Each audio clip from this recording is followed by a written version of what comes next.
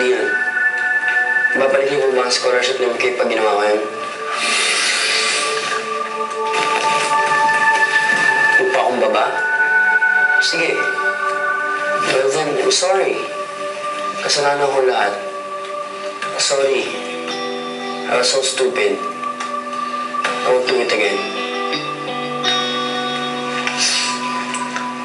I'm not convinced.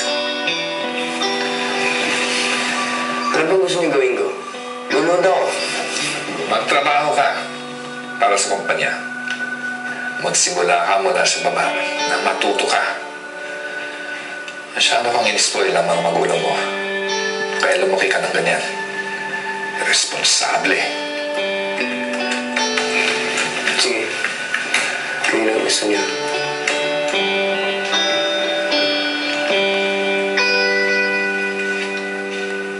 You will start immediately.